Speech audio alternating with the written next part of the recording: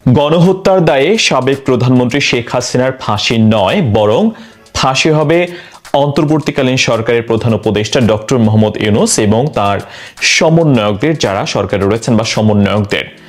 আমার কথা নয়, এমনটা বলেছেন সাবেক প্রধানমন্ত্রী শেখ হাসিনা। তিনি ভারতে রয়েছেন, আপনারা জানেন। 5 আগস্ট তার সরকারের পতনের পর আমরা দেখেছি নিয়মিত বিরতিতেই সাবেক প্রধানমন্ত্রী শেখ হাসিনার কল রেকর্ড ফাঁস হচ্ছে। আজকে যে কল রেকর্ড ফাঁস হয়েছে সেটা আসলে গুরুত্বপূর্ণ, কারণ এখানে তিনি বর্তমান সরকারের নানান কর্মকাণ্ডের তিনি নিন্দা জানিয়েছেন, সমালোচনা করেছেন কড়া ভাষায়। তার বিরুদ্ধে যে অভিযোগগুলো আনা হয়েছে সেই অভিযোগগুলো তিনি যেমনভাবে খণ্ডন করেছেন, ঠিক তেমনিভাবে তিনি বর্তমান সরকারের বিরুদ্ধে অনেক অভিযোগ তুলেছেন। এবং আরেকটা বড় ব্যাপার, সেটা হচ্ছে আগের কল রেকর্ডগুলো শেখ হাসিনার কল রেকর্ড কি না সে ব্যাপারে যদিও অনেকেই প্রশ্ন তুলছেন, সন্দেহ প্রকাশ করছেন যে আদৌ এটা শেখ হাসিনা কিনা, যদিও তার মতো শুনতে মনে হচ্ছে।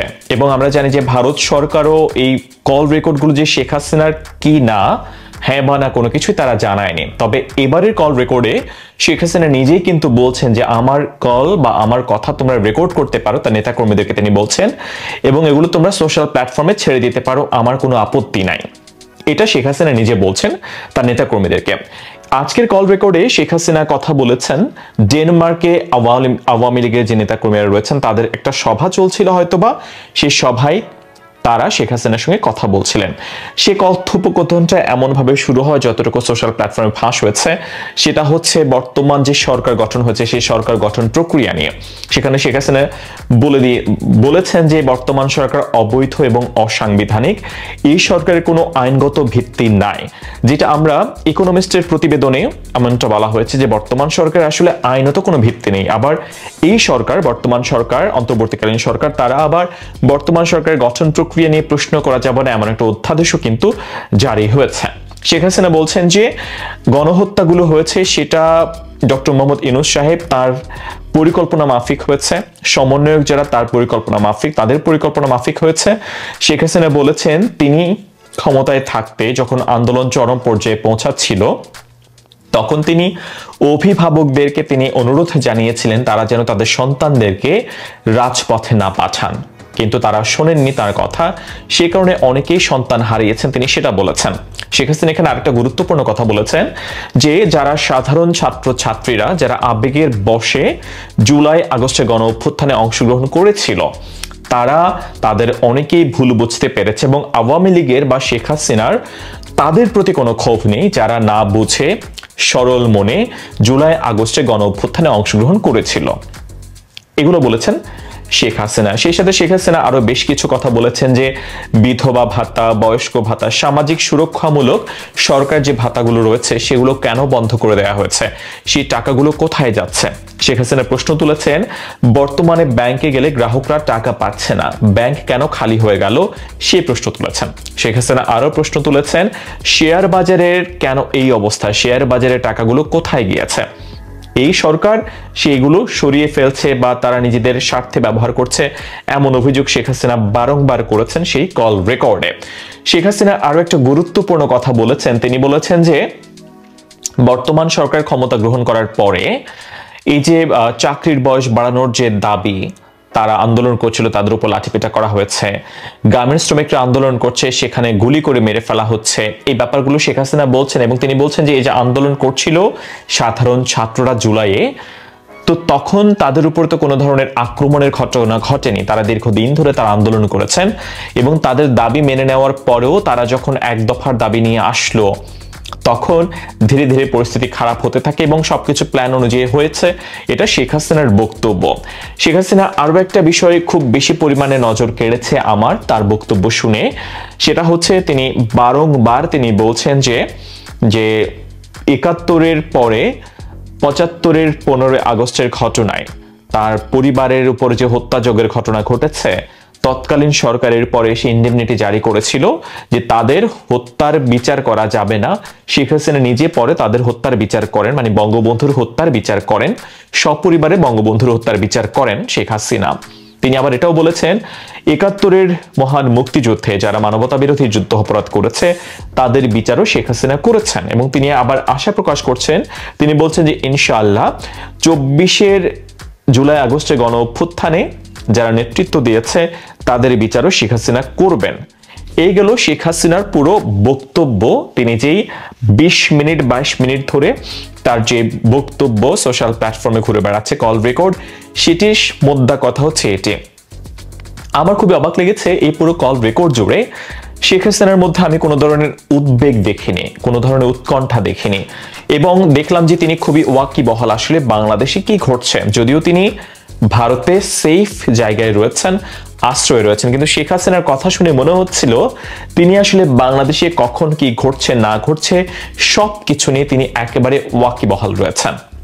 আমার হয়তোবা মনে হচ্ছিল, অনেকেই ভাবছিলেন শেখ হাসিনা হয়তোবা দিল্লিতে বসে পরবাসে বসে হয়তোবা এখন আর ওইরকম ভাবে খুব একটা তিনি রাজনৈতিক ভাবে তিনি সচেতন থাকবেন না, বা শেখ হাসিনার রাজনৈতিক ক্যারিয়ার শেষ হয়ে গেছে। কিন্তু শেখ হাসিনা আসলে যেইভাবে কথা বলছিলেন পুরো কল রেকর্ড জুড়ে অপর পক্ষের সঙ্গে, মনে হচ্ছিল যে তিনি পুরোপুরিভাবেই নখদর্পণে তার বাংলাদেশের পুরো রাজনীতি কোথায় কি ঘটছে, আওয়ামী লীগের কোন নেতার বাড়িতে হামলার ঘটনা ঘটছে, সারের দাম কেন সরকার, বর্তমান সরকার আবার গত সরকার চাইতে বেশি দামে তারা সার কিনেছে, এমন সহ নানান তথ্য তিনি যখন দিচ্ছিলেন একেবারে স্পন্টেনিয়াসলি তিনি সেই তথ্যগুলো তিনি দিচ্ছিলেন। সেই সাথে তিনি নানান দিক নির্দেশনা দিচ্ছিলেন তার নেতা কর্মীদেরকে, বলছিলেন যে যারা ডেনমার্কে রয়েছে বা যারা দেশের বাইরে রয়েছে তাদের জনমত তৈরি করার জন্য তাদের নির্দেশনা দিচ্ছেন, সেখানকার যারা পার্লামেন্টে রয়েছেন তাদের কাছে বর্তমান সরকারের নানান কর্মকাণ্ড তুলে ধরতে তিনি বলছেন। এবং শেখ হাসিনার কথা শুনে মোটেও মনে হয়নি তিনি আসলে কোনোভাবে হতাশাজনক অবস্থায় রয়েছেন, এমন কোনো কিছু। তাকে বেশ কনফিডেন্ট মনে হয়েছে। এবং শেখ হাসিনার সেই কনফিডেন্সের ব্যাপারটা এটাই আমার কাছে মনে হয়েছে যে যেখানে শেখ হাসিনার বিরুদ্ধে গণহত্যার অভিযোগ আনা হয়েছে, তার বিরুদ্ধে ২০০-র উপরে মামলা হয়েছে, সেই মামলার বেশিরভাগই হত্যা মামলা, সেই মামলার বেশিরভাগই বলা যায় একেবারেই রাষ্ট্রদ্রোহিতার মামলা, সেখানে শেখ হাসিনা মোটেও ভীত নন। তিনি উল্টো হুমকি দিচ্ছেন, তিনি উল্টো বলছেন যে তিনি উল্টো বিচার করবেন, ইউনূস সরকারের বিচার করবেন, এই সরকারের সঙ্গে যারা জড়িত, তিনি চেলা চামুন্ডা এই শব্দটাও তিনি ব্যবহার করেছেন, তিনি তাদের বিচার করবেন। এই ধরনের কথাও কিন্তু শেখ হাসিনা বারংবার টেলিফোন আলাপে বলছিলেন। আপনারা নিশ্চয়ই শেখ হাসিনার আগের আলাপগুলো আপনারা শুনবেন, সেখানে শুরুর দিকে শেখ হাসিনা হয়তো বা ঠিক ওইরকম ভাবে নিজেকে গুছিয়ে উঠতে পারেননি, বা ওইরকম ভাবে তিনি বলতে পারছিলেন না। বা যত দিন যাচ্ছে, 3 মাসের বেশি সময় হয়ে গেছে, এর মধ্যে শেখ হাসিনা নিজেকে অনেকটা গুছিয়ে নিয়েছেন আমার কাছে মনে হচ্ছিল। যদিও বর্তমান সরকার খুব বেশি পরিমাণে তারা কনফিডেন্ট, তারা শেখ হাসিনাকে দেশে ফিরিয়ে এনে তার বিচার করা হবে। গতকাল জাতির উদ্দেশ্যে ভাষণ দিয়েছিলেন ডক্টর মোহাম্মদ ইউনূস সাহেব, প্রধান উপদেষ্টা। তিনিও বলেছেন যে শেখ হাসিনাকে বাংলাদেশে ফিরিয়ে আনা হবে ভারতের কাছ থেকে, এবং এখানে এনে তার বিচার করা হবে, এবং আন্তর্জাতিক অপরাধ ট্রাইব্যুনাল 1 মাসের মধ্যে শেখ হাসিনার বিচার করবে, এমনটাও বলা হচ্ছে। কিন্তু উল্টো আবার শেখ হাসিনা ভারতে থেকে হুমকি দিচ্ছেন যে তিনি বরং বর্তমান সরকারের যারা কর্তা ব্যক্তি রয়েছেন তাদের তিনি গণহত্যার দায়ে তিনি তাদের বিচার করবেন আসলেই।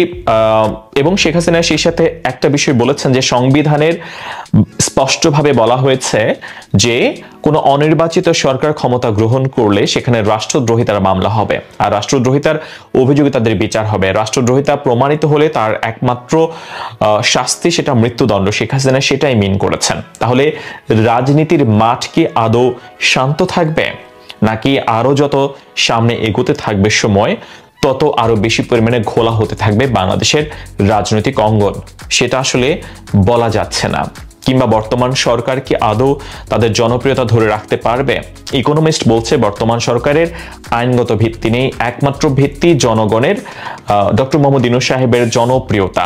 সেই জনপ্রিয়তা যদি ধরে রাখতে হয়, খুব শীঘ্রই নিশ্চিতভাবে ডক্টর মোহাম্মদ ইউনূস সাহেবের সরকারকে নিশ্চিতভাবেই সুশাসন ফিরিয়ে আনতে হবে, আইন শৃঙ্খলা পরিস্থিতি নিয়ন্ত্রণ করতে হবে, সেই সাথে দ্রব্যমূল্য নিয়ন্ত্রণ করতে হবে, যদি তাদের আস্থা, জনগণের আস্থা ধরে রাখতে হয়। আর না হলে বর্তমানে শেখ হাসিনা তো দেশের বাইরে থেকে প্রেসার ক্রিয়েট করছেন, আওয়ামী লীগ প্রেসার ক্রিয়েট করছে, দেশে যে রাজনৈতিক দলগুলো রয়েছে তারা যদি প্রেসার ক্রিয়েট করে একসাথে, তাহলে হয়তোবা বেকায়দে পড়তে হতে পারে ডক্টর মোহাম্মদ ইউনূস সাহেবের নেতৃত্বাধীন অন্তর্বর্তীকালীন সরকারের এই উপদেষ্টা পরিষদকে। তারেক রহমান নাকি সজীব ওয়াজেদ জয়, এই দুজনের মধ্যে কার বেশি যোগ্যতা বাংলাদেশ পরিচালনার ক্ষেত্রে? এর মধ্যে সরাসরি ক্ষমতার অংশ হয়ে রাজনীতি করা এমন একজন হয়েছেন তারেক রহমান, যিনি বর্তমানে বিএনপির ভারপ্রাপ্ত চেয়ারম্যান তিনি, কিন্তু তার অঙ্গুলি হেলনেই চলছে বিএনপি। কারণ চেয়ারম্যান বেগম খালেদা জিয়া তিনি দীর্ঘদিন ধরে অসুস্থ। এর আগে তিনি কারাগারে বন্দী ছিলেন। তার শারীরিক সক্ষমতা এই মুহূর্তে একটু ভালো হলেও অনেক দিন ধরে তিনি আসলে সেরকম ভাবে তিনি অ্যাক্টিভ নন দলে। সজীব ওয়াজেদ জয় তিনি বিগত সরকারের, আওয়ামী লীগ সরকারের প্রধানমন্ত্রী শেখ হাসিনার উপদেষ্টা ছিলেন, তথ্য যোগাযোগ প্রযুক্তি বিষয়ক উপদেষ্টা। এটা ছাড়া তিনি আওয়ামী লীগের দলে কোনো পদে তিনি এরকম ভাবে নেই। তিনি নির্বাচনে অংশগ্রহণ করেননি কখনো, এবং তিনি রাজনীতির মাঠে ময়দানে খুব একটা বক্তৃতা বিবৃতি দিতেও আমরা খুব একটা তাকে দেখিনি। কিন্তু তারেক রহমান 2001 থেকে 2005 সাল পর্যন্ত বাংলাদেশের রাজনীতি করেছেন। ক্ষমতার কেন্দ্রে ছিলেন তিনি। তার নেতৃত্বে হাওয়া ভবনটাকে প্যারালাল সরকার হিসেবে দেখা হতো তখনকার সময়। তারেক রহমান নানা নির্যাতনের শিকার হয়েছেন। তত্ত্বাবধায়ক সরকার যখন ক্ষমতা নিয়েছিল, তৎকালীন বিএনপি সরকারের পতনের পরে তার উপর নানান শারীরিক নির্যাতনের ঘটনা ঘটেছে, এবং তাকে মুচলেকা দিয়ে, রাজনীতি করব না এমন মুচলেকা দিয়ে তাকে বাংলাদেশ ছেড়ে লন্ডনে পাড়ি দিতে হয়েছে 2008-এ। তারপর থেকেই দীর্ঘ বছর তিনি ক্ষমতার বাইরে রাজনীতির অ্যাক্টিভ তিনি, কিন্তু বাংলাদেশের বাইরে অন্য একটি দেশে তিনি রয়েছেন, লন্ডনে। সম্প্রতি তিনি একটি বড় মামলা থেকে তাকে মুক্তি দেয়া হয়েছে, 21শে আগস্ট ট্রেনের হামলা মামলা থেকে, যেখানে তিনি দণ্ডপ্রাপ্ত ছিলেন। তারেক রহমান নাকি সজীব ওয়াজেদ জয়, কার যোগ্যতা বেশি বাংলাদেশ পরিচালনায়? সজীব ওয়াজেদ জয় প্রাক্তন প্রধানমন্ত্রী, সাবেক প্রধানমন্ত্রী শেখ হাসিনার পুত্র এবং বাংলাদেশের অন্যতম একজন বড় রাজনৈতিক নেতা, বঙ্গবন্ধু শেখ মুজিবুর রহমান তার দৌহিত্র। আর তারেক রহমান তিনি সাবেক প্রধানমন্ত্রী বেগম খালেদা জিয়ার পুত্র এবং সাবেক রাষ্ট্রপতি জিয়াউর রহমানের পুত্র। দুজনের রাজনৈতিক ব্যাকগ্রাউন্ড অনেক বিশাল। দুটি বড় দলের অনেক বড় মুখ দুজন। একজন রাজনীতিতে খুব বেশি অ্যাক্টিভ হলেও অন্যজন খুব একটা অ্যাক্টিভ নন। তিনি পেছনে থেকে কাজ করতে চান, কাজ করেছেন। তিনি সজীব ওয়াজেদ জয়। আর যিনি খুব বেশি অ্যাক্টিভ তিনি তারেক রহমান, এবং এই মুহূর্তে বাংলাদেশের রাজনীতিতে সবচেয়ে বেশি পরিমাণ উচ্চারিত হচ্ছে তারেক রহমানের নাম। কিন্তু আমি খুব অবাক হয়েছি, বর্তমানের বাংলাদেশে সরকার পরিচালনায় বা ক্ষমতায় গেলে কার যোগ্যতা বেশি হবে, এমন একটি প্রশ্ন ছিল আমার এই চ্যানেলে যারা সাবস্ক্রাইবার তাদের প্রতি। 36,000 মানুষ এই জরিপে অংশগ্রহণ করেছেন। তাদের মধ্যে আমি খুব অবাক হয়েছি, তাদের মধ্যে 87% মানুষ মনে করেন আগামীর বাংলাদেশ পরিচালনায় সজীব ওয়াজেদ জয়ের যোগ্যতা বেশি। 87% মানুষ মনে করেন, আর 13% মানুষ মনে করেন যে তারেক রহমানের যোগ্যতা বেশি। আমার খুবই অবাক লেগেছে এই ব্যাপারটাতে, কারণ আমরা সজীব ওয়াজেদ জয় তিনি বাকপটু নন, তিনি বাংলা খুব একটা ভালো বলতে পারেন না। তার বাংলা শুনলে আমাদের মনে হয় তিনি বঙ্গানুবাদ করে তিনি কথা বলছেন, হয়তোবা তিনি বাংলা কথাটা তিনি আগে ইংরেজিতে ট্রান্সলেট করে তারপর তিনি বাংলা বলছেন, বাংলা তিনি বুঝছেন, বুঝে তারপর তিনি বাংলায় বলার চেষ্টা করছেন। এবং তাকে নিয়ে প্রচুর সমালোচনা হয়, যেটা তার বক্তব্য ঘিরে। তিনি বলেছেন 5,500 বিজ্ঞানী বা কিছু একটা, যেটা খুব বেশি ট্রোলডের শিকার হয়েছেন তিনি বারংবার। তাহলে তার প্রতি মানুষের সমর্থন কেন এত বেশি? আমার এই জরিপটিতে অংশগ্রহণ করেছেন 36,000 মানুষ। তাদের মধ্যে 87% মানুষ মনে করছেন সজীব ওয়াজেদ জয় আগামীর বাংলাদেশ পরিচালনায় তার যোগ্যতা বেশি। তারেক রহমানের প্রতি মানুষের সমর্থন মাত্র 13%, যেটি আমাকে খুব বেশি পরিমাণে অবাক করেছে। 938 জন মানুষ এখানে মন্তব্য করেছেন। সেই মন্তব্য থেকে আমি কয়েকটি পড়তে চাই। প্রথম মন্তব্য হচ্ছে, শিক্ষা দীক্ষার সব দিক থেকে বেশি এগিয়ে সজীব ওয়াজেদ জয়। হ্যাঁ, শিক্ষার দিকে অবশ্যই সজীব ওয়াজেদ জয় তারেক রহমান থেকে যোজন দূর এগিয়ে। তারেক রহমানের শিক্ষাগত যোগ্যতা নিয়ে আমরা খুব বেশি পরিমাণে জানতে পারি না। কেউ কেউ বলছেন তিনি হয়তোবা ইন্টারমিডিয়েট পাস করেছেন, হয়তোবা তিনি ইউনিভার্সিটিতে গিয়েছেন কি জাননি, এটা নিয়ে অনেক ধোঁয়াশা রয়েছে। অন্যদিকে সজীব ওয়াজেদ জয় তিনি হার্ভার্ড ইউনিভার্সিটির বিশ্বের অন্যতম সেরা একটি বিশ্ববিদ্যালয় থেকে তিনি পিএইচডি ডিগ্রি অর্জন করেছেন, এবং তার আইকিউ লেভেল অনেক বেশি, সেটাও বিভিন্ন গবেষণায় বারংবার করে সেটা তুলে আনা হয়েছে। কিন্তু তার একটা মাত্র কমতির বিষয়, তিনি বাকপটু নন। যদি আপনি রাজনীতিবিদ হতে চান, যদি মানুষের মন জয় করতে চান, আপনাকে অবশ্যই বাকপটু হতে হবে, কারণ আপনি তো কথা বলে মানুষের সঙ্গে কানেক্ট হবেন, যেটা সজীব ওয়াজেদ জয়ের সবচেয়ে বড় ল্যাকিংস, যেটা তিনি বলতে পারেন না। যে কথা বলায় তিনি সবচেয়ে বেশি কম মার্কিং পেয়েছেন। যদি আমি জানি না মন্তব্যের ঘরে সজীব ওয়াজেদ জয়ের বাকপটুত্ব নিয়ে কোনো ধরনের মন্তব্য রয়েছে কিনা। একজন লিখেছেন, বিশিষ্ট প্রযুক্তিবিদ কম্পিউটার বিজ্ঞানী সজীব ওয়াজেদ জয়কে আগামীতে রাষ্ট্রপতি হিসেবে দেখতে চায়। সজীব ওয়াজেদ জয়ের প্রতি যেহেতু মানুষের সমর্থন এখানে বেশি দেখতে পাচ্ছি 87%, তাই বেশিরভাগ বক্তব্যই বা মন্তব্যই কিন্তু সজীব ওয়াজেদ জয়ের প্রতি। একজন বলেছেন যে বাংলাদেশের রাজনীতিতে এই দুজনই হয়তো প্রধানমন্ত্রী হবেন ভিন্ন ভিন্ন সময়ে, তবে শিক্ষাগত যোগ্যতা, পারিবারিক ঐতিহ্য, ব্যক্তিগত সুনামের কথা বিবেচনা করলে অবশ্যই সজীব ওয়াজেদ জয় এগিয়ে থাকবেন।